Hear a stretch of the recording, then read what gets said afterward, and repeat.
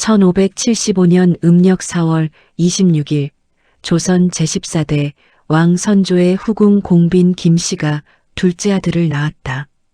아이의 이름은 이온, 훗날 광해군이라 불리게 될 인물이었다. 그러나 이 탄생에는 첫날부터 어두운 그림자가 드리워 있었다. 어머니 공빈 김씨는 광해군을 낳은 지 불과 3년 만에 세상을 떠났다. 출산 후유증이 오래도록 그녀를 괴롭혔고 그 사이 선조의 총애는 인빈 김씨에게로 옮겨가 있었다. 외롭게 죽어간 어머니, 그리고 그 어머니의 사랑을 충분히 받지 못한 채 후궁의 아들로 자란 아이. 연산군과 광해군이 공유하는 것이 있다면 그것은 어머니를 일찍 잃었다는 사실과 그 상실이 이후의 삶에 결정적인 그림자를 드리웠다는 점이다. 그러나 두 사람의 삶이 전개된 방향은 놀라울 만큼 달랐다. 연산군은 어머니의 죽음에 얽힌 비밀이 폭발하면서 자신의 내면에서부터 무너져 내렸다. 광해군은 오히려 어머니의 이른 죽음을 지극한 효심으로 승화시켜 선조의 마음을 얻었다. 선조가 왕자들에게 반찬 중에서 무엇이 으뜸이냐고 물었을 때 광해군은 소금입니다. 소금이 아니면 온갖 맛을 이루지 못하기 때문입니다라고 답했다. 그리고 너희들이 부족하게 여기는 것은 무엇이냐는 물음에 모친이 일찍 돌아가신 것을 마음 아프게 생각합니다라고 했다. 이 대답이 선조의 마음을 움직였다고 연려실 기술은 기록한다. 지혜와 효심이 결합된 이 소녀는 왕이 되기 전부터 이미 어른들의 감탄을 자아냈다. 하지만 역사는 이 총명한 왕자에게 왕위를 순탄하게 내어주지 않았다. 선조에게는 9명의 후궁에게서 13명의 왕자가 있었고 광해군은 그 가운데 차남이었다. 장남 임해군이 있었지만 그의 성질이 극도로 포악하여 사람들이 세자로 받아들이기 어렵다는 인식이 있었다. 그렇다고 정비의 소생인 적자가 없는 상황에서 차남인 광해군을 세자로 세우는 것도 명분이 약했다. 선조는 후계자 문제를 오랫동안 결정하지 못했다. 사실 1591년 정철이 세자 책봉 문제를 꺼냈다가 선조의 심기를 건드려 실각한 일이 있었다. 왕이 아직 젊은데 후계자 문제를 급하게 논의하는 것은 왕의 죽음을 앞당기려는 것처럼 보일 수 있었기 때문이다. 그 사건 이후 세자 논의는 사실상 금기가 되어 있었다. 그 금기를 깨버린 것은 역사상 가장 극적인 방식으로 일어났다. 1592년 4월 13일 일본의 대군이 부산에 상륙했다. 임진왜란이 시작된 것이다. 전쟁 소식이 한양에 닿자마자 조정은 공황 상태에 빠졌다. 선조는 피난을 결정했고 그 과정에서 누군가 왕세자를 책봉해야 한다고 강력하게 건의했다. 종묘사직의 미래가 누구에게 이어지는지를 확정해야 한다는 것이었다. 불과 반나절의 논의 끝에 광해군이 왕세자로 책봉되었다.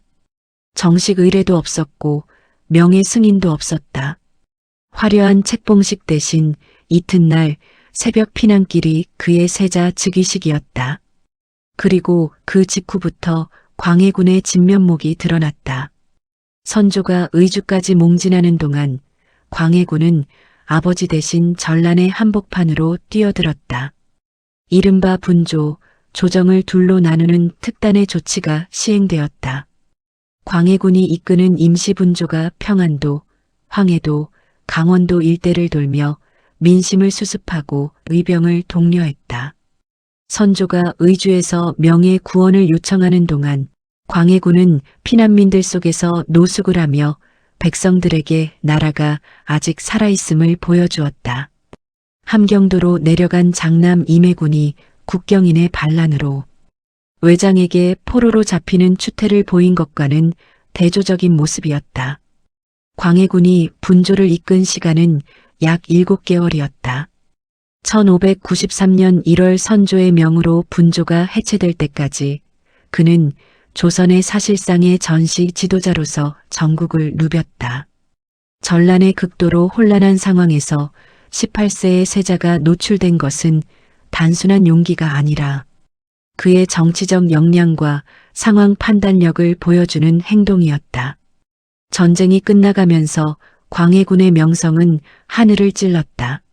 명나라조차 광해군을 직접 칭찬하며 선조를 대신하여 남쪽 지방의 군사 업무를 총괄하도록 하라고 종용할 정도였다. 황제의 칙서가 국왕이 아닌 세자 앞으로 발송되고 부왕의 실패를 만회하라는 말까지 담겨 있었으니 그 칙서를 받아든 선조의 심경이 어떠했을지는 상상하기 어렵지 않다. 바로 여기서 광해군의 삶에 드리운 두 번째 그림자가 시작된다. 아버지 선조와의 관계다. 임진왜란 동안 명이 광해군을 치켜 세우면서 선조를 압박하는 일이 반복되었고 선조는 이 상황이 불쾌했다. 역사 기록에 따르면 선조는 임진왜란 동안 무려 15번이나 광해군에게 양위하겠다는 말을 꺼냈다. 물론 이것은 실제 양위 의사가 아니라 명의 압박을 역으로 이용하는 정치적 발언이었다. 내가 왕위를 넘기겠다는 말로 명을 당황하게 하고 상황을 모면하는 술책이었다. 그러나 그 말을 들어야 했던 광해군의 처지는 어떠했을까? 아버지가 반복해서 꺼내는 양위 협박은 언제든지 세자 자리가 불안정할 수 있음을 상기시키는 것이었고 그것은 광해군에게 극도의 정치적 불안감을 심어주었다. 그 불안감이 현실이 된 것은 전쟁이 끝난 뒤였다. 1606년 선조가 새롭게 정비로 맞이한 임모광우가 영창대군을 낳았다. 이것은 단순한 경사가 아니었다. 광해군은 공빈 김씨라는 후궁의 소생이었지만 영창대군은 왕비의 소생, 즉 적자였다. 유교 국가 조선에서 적자의 탄생은 서자 출신 세자의 지위를 원천적으로 흔들 수 있는 사건이었다. 영의정 유영경은 즉시 영창대군 지지 입장으로 돌아섰다. 1607년 선조가 병석에 눕자 광해군에게 왕위를 넘기고 섭정하도록 하는 문제가 대두되었지만 유영경은 이를 막았다. 심지어 광해군에게 양위하라는 선조의 비만기가 있었음에도 그것을 숨기고 공개하지 않았다. 1608년 2월 선조가 갑작스럽게 세상을 떠났다. 마지막 유언에서 선조는 형제 사랑하기를 내가 있을 때처럼 하고 참소하는 자가 있어도 삼가듣지 말라고 당부했다. 그 말이 지켜지지 않을 것임을 아마도 선조 자신도 알고 있었을 것이다. 광해군은 마침내 조선의 제15대 왕으로 즉위했다. 전쟁 영웅으로서의 명성, 임진왜란을 헤쳐온 분조의 활약, 그리고 선조의 전제적 통치에 신물이 난 신하들과 백성들의 기대감이 그에게 쏠렸다. 역사학자들이 지적하듯이 광해군처럼 즉위 당시 엄청난 인기와 기대를 모은 왕은 조선 역사에서 찾아보기 힘들 정도였다. 그러나 그 인기와 기대는 시작부터 취약한 집안 위에 서 있었다. 명은 여전히 광해군의 세자 책봉을 공식적으로 승인하지 않고 있었다. 장자 임해군이 살아있었고 적자 영창대군도 살아있었다. 광해군의 왕위를 뒷받침하는 가장 강력한 세력은 대북파였는데 그 대북파의 실질적 실세는 정인홍이 이끄는 산림 세력과 이이첨이라는 인물이었다. 이이첨은 대단한 학연도 없었지만 광해군과 정인홍을 매개하면서 자신의 정치적 입지를 급속도로 확장시켜 나갔다. 광해군이 권력의 기반으로 의지한 이 대북파는 나중에 광해군 자신도 통제하기 어려운 괴물이 된다는 사실을 즉위 초의 광해군은 알지 못했다. 즉위 직후 광해군은 나름 균형 잡힌 국정 운영을 시도했다. 당파를 초월하여 인재를 등용하겠다는 뜻을 밝히며 남인 이원익을 영의정에 앉히고 임진왜란 당시 함께 나라를 지킨 이양복과 이덕형에게 비변사를 이끌게 했다. 서인과 남인의 소장파들도 조정해서 명맥을 유지할 수 있었다. 이 연립 정권의 분위기 속에서 광해군 제위 초반을 대표하는 가장 중요한 정책 개혁이 싹을 틔웠다. 그것이 바로 대동법이었다. 대동법은 조선의 조세 역사에서 가장 혁명적인 개혁 중 하나로 평가받는다. 그 이전까지 백성들은 곡물, 즉 지역의 특산물을 국가의 현물로 납부해야 했다. 이 제도의 문제는 시간이 갈수록 심각해졌다. 원칙상 각 지역의 특산물을 내야 했지만 그 특산물이 실제로 그 지역에서 나지 않는 경우가 많았다. 이런 경우 대납업자인 방납인들이 대신 특산물을 마련해주는 대가로 백성들로부터 몇 배의 돈을 받아 챙겼다. 방납의 폐해는 임진왜란 직전부터 조선 사회를 좀먹고 있었고 전쟁으로 황폐해진 뒤에는 더욱 심각해졌다. 광해군은 즉위 원년인 1608년 이원익의 건의를 받아들여 경기도에서 먼저 대동법을 시행했다. 특산물 대신 쌀이나 무명, 동전으로 세금을 납부하게 하고 국가가 그 자금으로 필요한 물자를 시장에서 구매하는 방식이었다. 선해청이라는 전담기관도 설치했다. 이름 그대로 널리 백성들에게 은혜를 베푸는 법이었다. 그러나 대동법의 전국 확대는 광해군 때 이루어지지 않았다. 기득권층인 양반 지주들의 강력한 반발 때문이었다. 대동법 하에서는 토지 면적에 비례하여 세금을 내야 했으므로 토지를 많이 가진 양반들이 더 많은 세금을 내게 되었다. 그들이 지배하는 조정에서 이 개혁이 전국으로 확대되는 데는 이후 약 100년이 걸렸다.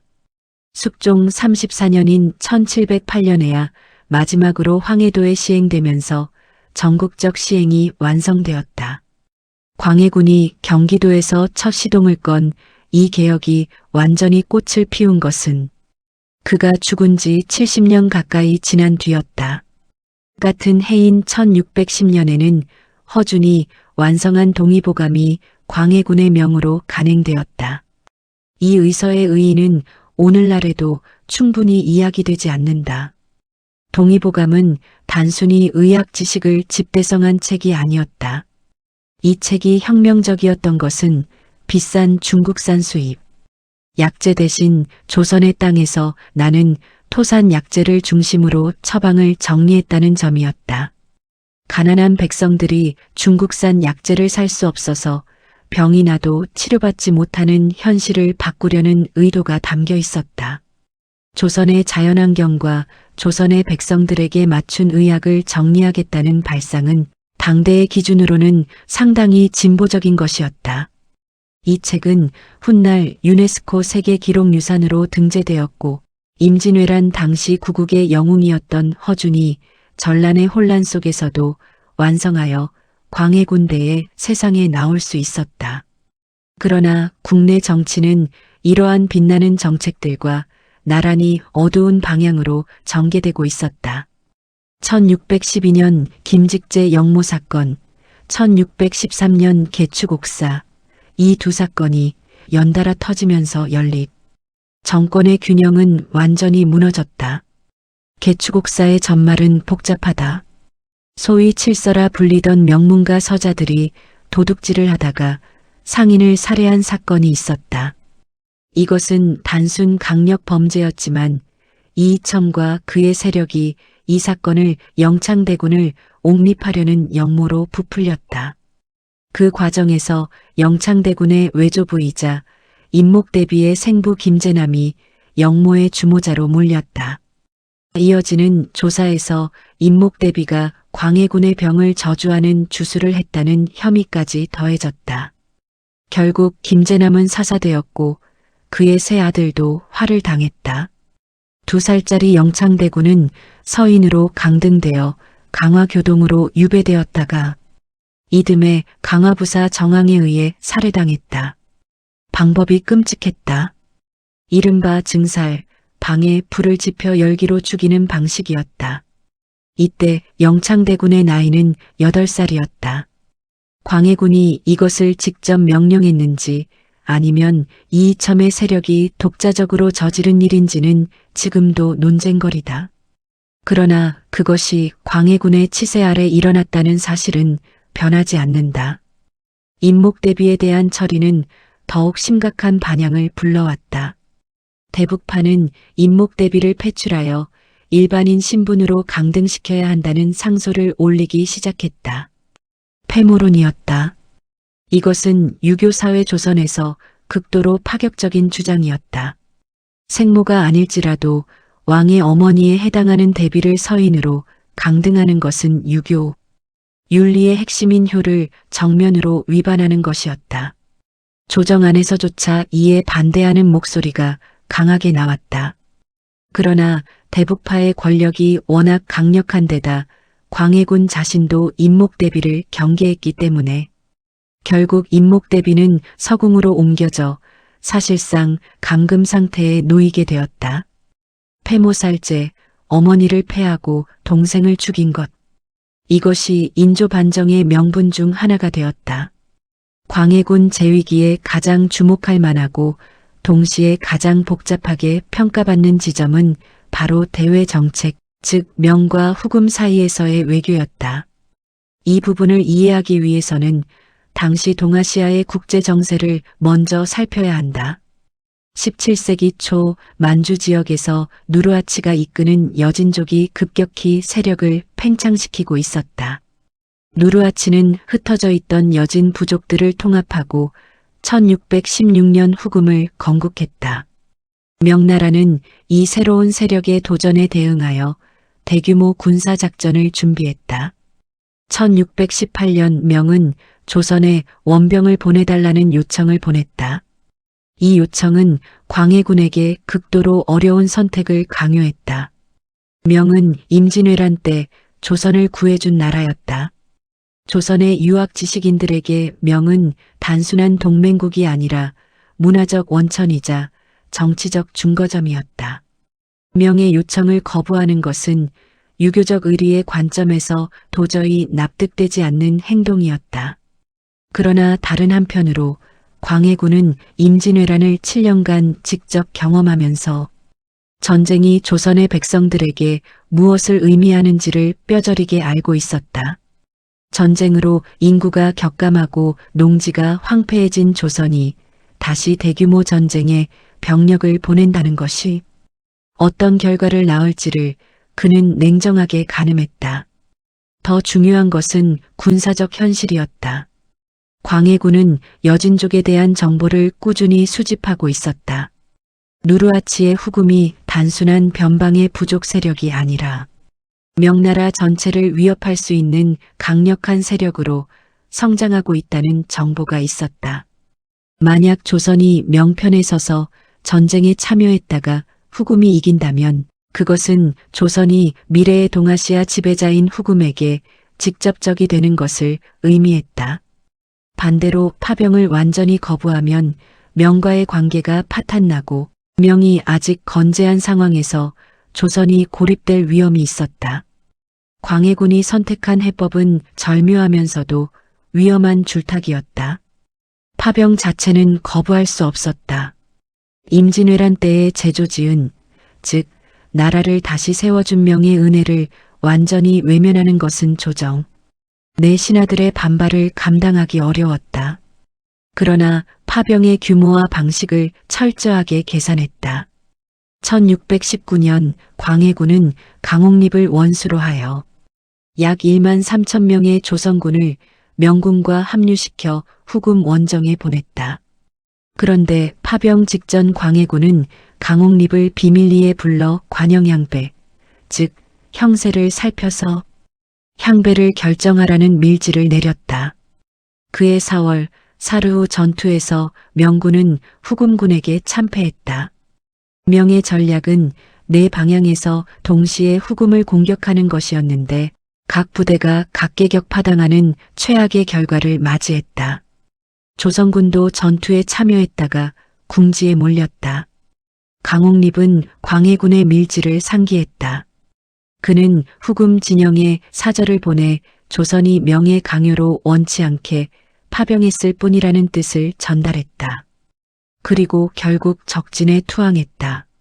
전쟁에서 적에게 투항하는 것은 정상적인 기준으로는 대역죄에 가까운 행동이었지만 그것이 광해군의 의도에 따른 것이었다. 투항함으로써 조선이 후금의 원수가 되는 것을 막고 동시에 명에게는 최선을 다했지만 전투에서 졌다는 명분을 제공할 수 있었다. 이 선택을 어떻게 평가하느냐를 두고 역사가들 사이의 논쟁은 지금도 계속된다. 한쪽에서는 광해군의 이 결정이 정확한 국제정세 분석에 기초한 탁월한 현실주의 외교였다고 평가한다. 인조 반정 이후 인조 정권이 친명 반청 노선을 고집하다가 1627년 정묘호란과 1636년 병자호란을 연달아 당하면서 삼전도에서 인조가 청태종에게 309 고두의 굴욕적인 항복을 했던 역사와 대조하면 광해군의 노선이 얼마나 현실적이었는지가 선명하게 드러난다는 것이다. 광해군이 계속 집권했다면 정묘호란과 병자호란의 참극을 피할 수 있었을지도 모른다는 논지가 여기서 나온다. 다른 쪽에서는 이 평가를 과도한 미화라고 비판한다. 광해군이 정말로 체계적인 중립 외교 노선을 유지했는지가 의심스럽다는 것이다. 강옥립의 투항은 분명 의도된 것이었지만 그 이후에도 광해군은 후금과 공식적인 외교 채널을 열지 않았다. 명과의 관계도 유지하면서 후금을 자극하지 않는다는 방침은 분명했지만 그것이 일관된 전략 독트린이었다기보다 즉흥적인 상황 대처에 가까웠다는 시각도 있다. 나무위키의 광해군 평가 항목에서는 임진왜란 이후 국력이 약해진 조선은 명청 간의 패권, 다툼에서 애초에 중립외교니 뭐니 하면서 주도적인 위치에 설 만한 체급이 아니었다는 냉정한 평가도 담겨 있다. 결국 강옥립의 투항이 후금과의 관계를 개선시켰는가에 대해서도 회의적인 시각이 있다. 누르하치는 조선의 의도를 완전히 신뢰하지 않았고 이후에도 조선에 대한 군사적 압박을 거두지 않았다. 그러나 이 논쟁의 승자가 누구인지와 무관하게 분명한 것이 있다. 인조 정권이 반청 명분 외교를 고집하다가 조선이 실제로 겪은 참극의 규모는 광해군의 어떤 실정보다도 직접적이고 파괴적이었다. 정묘호란 때 후금군이 조선 깊숙이 쳐들어와 인조가 강화도로 피신해야 했고 형제의 맹약이라는 굴욕적인 화의를 맺어야 했다. 그로부터 9년 뒤 병자호란에서는 청군이 한양을 우회하여 조선 전역을 유린했고 인조는 남한산성에서 47일을 버티다가 결국 삼전도에서 항복했다. 청태종 홍타이지 앞에 무릎을 꿇고 이마가 땅에 닿도록 3번 절하고 9번 머리를 조아리는 309 고두의 의식이 조선의 왕에게 행해지는 장면을 목격한 수십만 명의 조선 신하와 백성들에게 그것이 어떤 충격이었을지를 상상해보라. 그리고 그 항복 이후 50만 명에 달하는 조선인이 청나라에 포로로 끌려갔다는 사실을 생각해보라. 광해군의 중립 외교가 과연 얼마나 현실적이었는지에 대해서는 여전히 논란이 있지만 인조의 친명 반청 외교가 낳은 결과는 역사적 사실로서 확정되어 있다. 최명길은 이 역사적 격변 속에서 가장 극적인 내면적 갈등을 겪은 인물 중 하나다. 그는 인조 반정의 1등 공신이었다. 광해군의 중립 외교를 이중 외교라고 비판하며 반정에 적극 참여했고 인조 즉위의 주역 중 한 명이었다. 그러나 역사의 아이러니는 반정 이후 인조 정권이 강경한 반청 노선을 고집할 때 가장 강력하게 현실적인 화의를 주장한 것이 바로 최명길이었다는 점이다. 광해군의 중립 외교를 비판하며 반정에 가담한 사람이 광해군의 현실주의적 외교 노선과 사실상 같은 결론에 도달한 것이다. 1627년 정묘호란 때 최명길은 화해 교섭의 최전선에 나섰다. 당시 주류 여론은 끝까지 싸워야 한다는 척화론이었다. 명나라에 대한 의리, 오랑캐와는 타협할 수 없다는 유교적 명분이 조정을 지배하고 있었다. 이런 분위기에서 청과 화친해야 한다는 주화론을 주장하는 것은 매국노 소리를 들을 각오가 필요한 일이었다. 최명길은 그 각오를 했다. 신이 죽더라도 이 말을 하지 않을 수 없습니다. 지금 나라의 형편으로는 싸워서 이길 수 없습니다. 화의를 맺어 훗날을 기약하는 것이 현실적인 선택입니다. 이런 논리로 그는 정묘호란을 형제 맹약으로 마무리하는 데 기여했다. 1636년 병자호란에서 최명길은 다시 한번 극한의 선택 앞에 섰다. 청태종 홍타이지가 스스로 황제를 칭하자 조선 조정은 그에게 신하의 예를 갖추기를 거부했다. 결과는 대규모 청군의 침략이었다. 인조가 남한산성으로 들어가 포위된 상황에서 척화파와 주화파의 논쟁은 문자 그대로 나라의 운명을 건 생사의 갈림길에 있었다. 당대의 대표적 척화파 김상원은 청과의 화해 문서를 찢어버리며 죽어서라도 오랑캐와 타협할 수 없다는 입장을 고수했다. 최명길은 그 찢어진 문서를 다시 이어붙이며 나는 찢을 사람이 있어야 이어붙일 사람도 있는 것입니다. 그리고 화친글을 짓는 것은 저로서도 구차한 짓이 아닐 수 없으나 구차하게 살 것인가 아니면 굳세게 죽을 것인가를 이제 결단해야 합니다라는 말로 응했다. 이 장면은 역사에서 가장 극적인 두 논리의 충돌로 기억된다. 최명길이 주화파의 선봉이 된 것이 단순히 현실적 타협이었다면 그의 이야기는 비겁함의 이야기가 될 것이다. 그러나 그의 주화론에는 깊은 내면적 각오가 담겨 있었다. 그는 스스로 이 역사의 죄인이 되더라도 구차한 삶으로 백성들을 살려야 한다고 생각했다. 뒷날 청나라의 볼모로 잡혀간 소현세자와 복림대군을 석방시키기 위해 직접 청나라로 가서 협상하다가 청나라에 구금되기도 했다. 그는 주화파의 리더로서 당대의 매국노의 오명을 달게 받으면서도 자신의 신념을 굽히지 않았다. 광해군의 외교 노선이 옳았는가에 대한 논쟁은 최명길이라는 인물을 통해 다시 한번 비틀어진 형태로 역사에 되돌아오는 것이다. 광해군이 이 외교적 갈등의 와중에서도 계속 심혈을 기울였던 것 중 하나가 궁궐 건설이었다. 이것이 광해군의 가장 큰 실정으로 오늘날 역사학자들에게도 두루 지목되는 부분이다. 임진왜란으로 경복 궁창덕 궁창경궁이 모두 불타버렸기 때문에 궁궐 재건은 불가피했다. 창덕궁의 중건을 선조가 시작했지만 완성하지 못했고 광해군이 즉위 초에 이를 완성한 것까지는 당연한 일이었다. 창경궁의 수리도 마찬가지였다. 그러나 광해군의 건축 집착은 여기서 멈추지 않았다. 풍수지리와 점성술을 깊이 신봉했던 광해군은 창덕궁에 불길한 기운이 있다고 생각하여 새 궁궐을 원했다.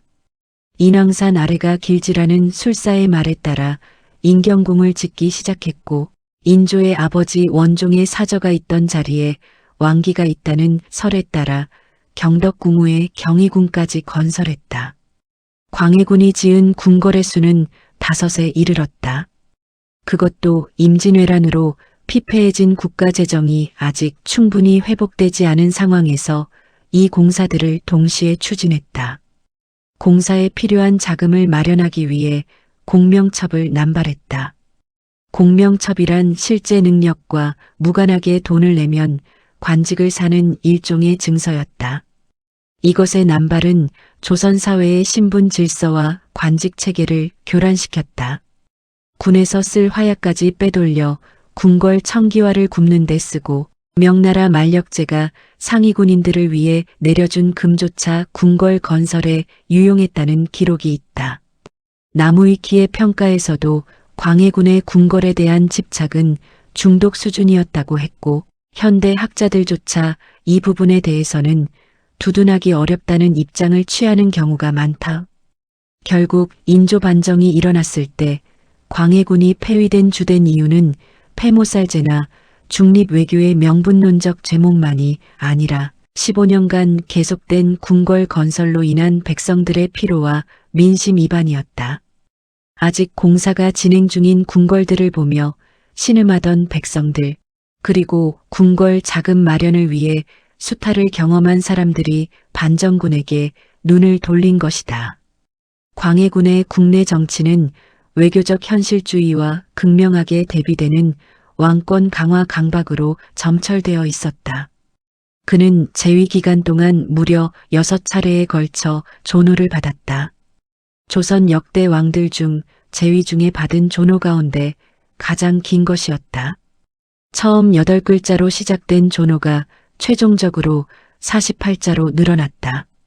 영모 사건을 진압할 때마다 존호가 더해졌다. 이것은 심리적으로 매우 흥미로운 패턴이다. 광해군은 왕위의 정통성이 처음부터 취약했다. 명의 책봉도 받지 못한 세자였고 적자가 아닌 서자였으며 영창대군이라는 적자의 잠재적 위협이 있었다. 그 불안정성을 외부적 인정으로 채우려는 심리가 존호 집착으로 나타난 것은 아닐까? 대북파와의 관계도 점점 꼬여갔다. 이이첨의 권력이 급격히 강해지면서 광해군은 사사건건 이이첨과 대립하게 되었다. 실록에는 광해군이 이이첨에게 내가 붓으로 한번 싸워봐라 라고 소리를 질렀다는 기록이 있다. 자신이 키운 세력에게 결국 권력을 양립당한 꼴이었다. 이이첨을 견제하기 위해 소북계열의 박승종 등을 중용해 보기도 했지만 이미 대북파가 장악한 조정에서 균형을 되찾기는 어려웠다. 결국 집권 세력인 대북파와도 야당에 있는 서인남인과도 원만한 관계를 유지하지 못한 채 광해군은 조정 대부분을 적으로 돌리는 상황에 처했다. 바로 이 전방위적 고립이 인조반정이 신속하게 성공한 근본 이유였다. 인조반정은 1623년 4월 11일 밤 일어났다. 주모자는 김유, 이귀, 박원종의 조카 박효립 등 주로 서인 계열의 인물들이었고 내부의 불만을 품은 소북 계열도 가담했다. 반정군은 예상보다 빠르게 창덕궁 인근의 전략 지점들을 장악했다. 반정이 시작되었다는 소식이 퍼지자 광해군에게 충성하는 군대가 거의 나타나지 않았다. 자신을 지켜줄 사람이 없다는 것을 깨달은 광해군은 창덕궁을 빠져나와 도망쳤다. 재위 15년간의 통치는 그렇게 허무하게 끝났다. 반정 세력이 광해군을 폐위한 공식 명분은 3가지였다. 첫째, 이복 동생 영창대군을 죽이고 계모 임목 대비를 서궁에 가둔 폐모살제. 둘째, 명나라의 파병 요청에 불성실하게 응하고 후금과 몰래 내통했다는 친후금 외교. 셋째, 임진왜란으로 불탄 궁궐을 중수한다는 명목으로 무리한 토목 공사를 일으켜 국력을 소진했다는 것. 이 3가지 명분의 무게를 어떻게 배분하느냐에 따라 광해군에 대한 평가가 달라진다. 오늘날의 역사학계는 이 3명분 중 폐모살제가 반정의 실질적 동기라기보다는 정치적으로 가장 효과적인 캐치프레이즈였다고 본다. 국왕이 유교윤리의 가장 핵심인 효를 저버렸다는 명분은 당대의 유학자들에게 가장 강력하게 작용하는 논리였기 때문이다. 그러나 반정에 가담한 수많은 사람들이 실제로 움직인 이유는 이미 실각하거나 위기에 처한 서인남인 세력의 정치적 복권 의지였고 끝없는 궁궐 공사로 인한 국력 소진과 민심 이반이었다. 폐위된 광해군은 강화도로 유배되었다가 다시 제주도로 이배되었다. 제주도에서의 유배 생활은 18년이나 계속되었다. 왕위에 있던 15년보다 더 긴 시간이었다.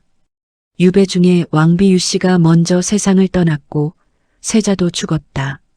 광해군은 아내와 자식을 먼저 잃으면서 제주의 유배지에서 홀로 늙어갔다. 그리고 1641년 7월 1일 제주도에서 67세의 나이로 세상을 떠났다. 묘호도 없고 실록도 없이 그저 광해군이라는 왕자의 군호로만 역사에 기록되었다. 왕위에 있던 시절보다 유배지에서의 시간이 더 길었다는 사실은 광해군이 자신의 폐위라는 사건을 얼마나 오랫동안 살아서 감당해야 했는지를 보여준다. 반정으로 왕위에 오른 인조는 광해군이 죽기 전에 정묘호란과 병자호란을 모두 당했다. 삼전도에 굴욕이 일어난 것은 1637년이었고 광해군이 죽은 것은 1641년이었다. 광해군은 자신을 왕좌에서 끌어내린 인조 정권이 자신의 외교 노선을 폐기한 결과로 어떤 일이 벌어졌는지를 제주도 유배지에서 들었을 것이다. 삼전도에서 조선의 왕이 청태종에게 무릎을 꿇었다는 소식을 섬에 홀로 갇혀 늙어가던 그가 들었을 때 어떤 심정이었을지를 우리는 알 수 없다. 그 감정을 기록한 어떤 사료도 남아있지 않기 때문이다. 광해군에 대한 역사적 재평가가 본격화된 것은 20세기 이후였다. 일제강점기의 역사가들은 광해군의 실리 외교에 주목했고 이후 학계에서도 그의 대동법 시행, 동의보감 간행, 대외 정책의 현실주의적 측면 등을 긍정적으로 평가하는 흐름이 생겼다. 그리고 2012년 영화 광해, 왕이 된 남자가 개봉하여 1232만 관객을 동원하면서 광해군에 대한 대중적 이미지가 크게 변화했다. 영화는 물론 역사적 사실을 충실히 재현한 것이 아니라 광해군의 기록에서 15일간 비어있는 행적을 이용한 창작이었다. 그러나 그 영화가 제시한 이미지, 즉 냉철한 현실주의 외교가로서의 광해군상은 이후 많은 사람들의 광해군 인식을 형성했다. 그러나 역사학계의 평가는 단순한 재평가나 미화에 그치지 않는다. 현대적 재평가가 활발한 것은 사실이지만 동시에 광해군의 실정에 대한 냉정한 분석도 함께 이루어지고 있다. 광해군의 외교적 현실주의는 인정할 수 있지만 그의 국내 정치는 궁궐건설, 강박, 방향성 없는 숙청, 이이첨 세력에 대한 통제, 실패 등 심각한 문제를 안고 있었다. 이 두 가지 측면을 함께 보지 않으면 광해군을 제대로 이해했다고 할 수 없다.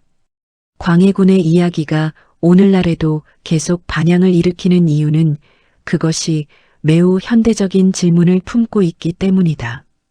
강대국들 사이에 끼인 약소국의 외교는 어떠해야 하는가? 명분과 실리 중 어느 것을 택해야 하는가?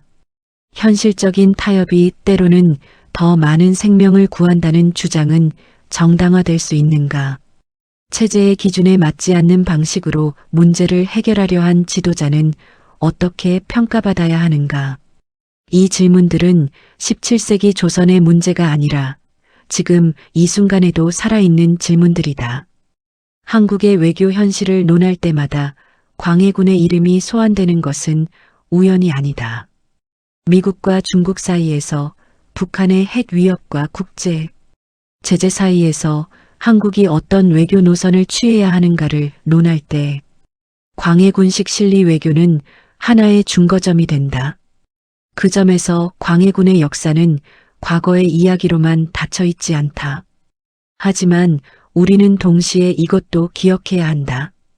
그 외교적 통찰력을 가졌다고 평가받는 같은 왕이 8살짜리 이복 동생을 죽게 했고 계모를 10년간 서궁에 감금했으며 힘없는 백성들을 궁궐 건설 노동에 혹사시키고 수탈했다는 것을, 역사적 인물을 재평가한다는 것은 그의 공적을 새로 발견하는 작업인 동시에 그것이 그의 과오를 가리게 해서는 안 된다는 엄중함을 포함해야 한다는 것을. 광해군은 조선의 르네상스가 아니었다. 그는 눈부신 통찰과 치명적인 맹점을 동시에 지닌 매우 인간적인 왕이었다. 역사는 그를 묘호조차 없이 광해군이라는 이름으로만 기억한다. 폐위된 왕에게 씌워진 이 이름이 수백 년이 지난 지금 오히려 가장 많이 논의되는 조선 왕의 이름이 되었다는 것은 역사가 종종 우리의 예상과 다른 방식으로 복수한다는 것을 보여준다. 지워진 이름이 더 오래 기억된다. 그리고 그 기억 속에서 우리는 여전히 답을 찾고 있다. 강대국 사이의 약소국은 어떻게 살아남는가? 현실과 명분은 어떻게 균형을 잡는가?